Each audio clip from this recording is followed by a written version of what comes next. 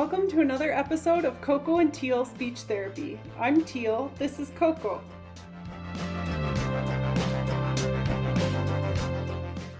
In last week's video, I defined what childhood apraxia of speech is and talked a little bit about some diagnostic red flags. In this week's video, I'm going to focus on some treatment strategies that I bring to the table when I start to work with a child with suspected childhood apraxia of speech. Unless there's a concurrent language disorder, most kids with apraxia have really good understanding of language.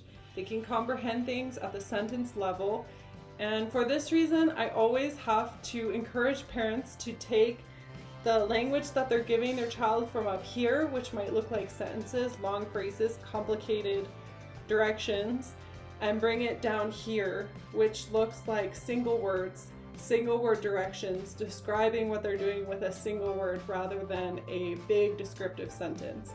The reason for this is that children need a model of a word that they might feel confident to try to copy, right? That's our goal, that we want them to start copying some words. So we need to give them a target that feels very attainable. For kids who are maybe 1 or 2 years old, I like to start out with animal sounds, environmental sounds like boom, crash, vehicle sounds like beep, beep. All those are great models because they're mostly focused on that long vowel sound in the middle, right? If you think about it, moo is super focused on this long stretched out vowel. Beep, beep. The part that stands out is that ee in the middle, and that's what your child is most likely going to be able to imitate first. Focusing on elongated vowel sounds is a really good place to start with these kids. Encourage them to try to imitate vowel sounds or a vowel paired with a single consonant like moo, ba, go, up. These are all really good targets for a child with apraxia. Think about adding other senses into the therapy that you do with kids with apraxia of speech. I like to make sure I'm adding visual cues, so drawing attention to the shape of my mouth when I say the word moo, making sure that they can see that my mouth is forming a circle. I also use touch cues as a visual and a tactile add-on to the auditory component of hearing a word. So for example, for the word moo, I go ooh, moo. I might even say, I make a circle, look, ooh. Some other touch cues, for example, might be cat, go.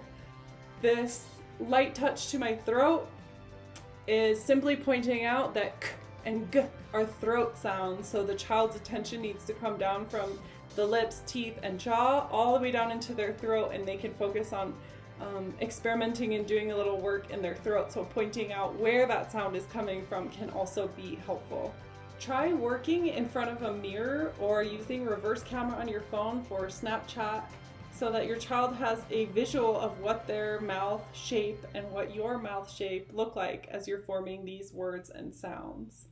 I also recommend holding objects that your child is interested near your mouth when communicating with them. So for example, if this was something way funner than a pen, let's pretend it was a ball that your child really wants. I would hold this near my mouth and say, ball, you want this ball?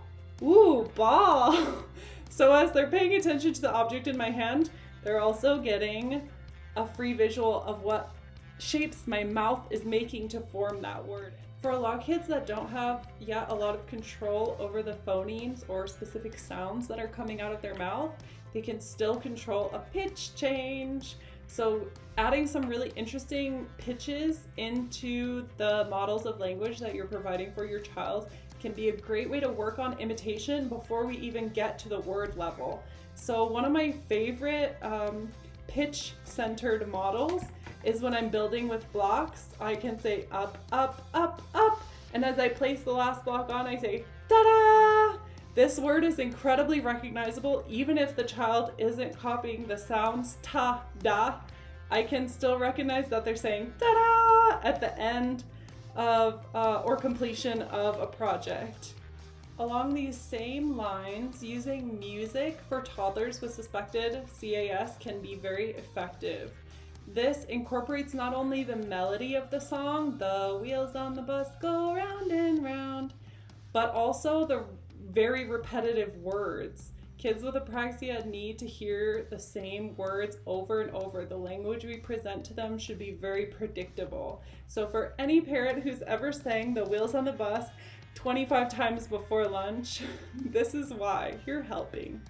If your child is not yet able to communicate their wants, needs, and thoughts verbally with you, and they're beginning to show signs of frustration, as they often will as they reach 1-2 year milestones, it's important to provide your child an alternative method of communication.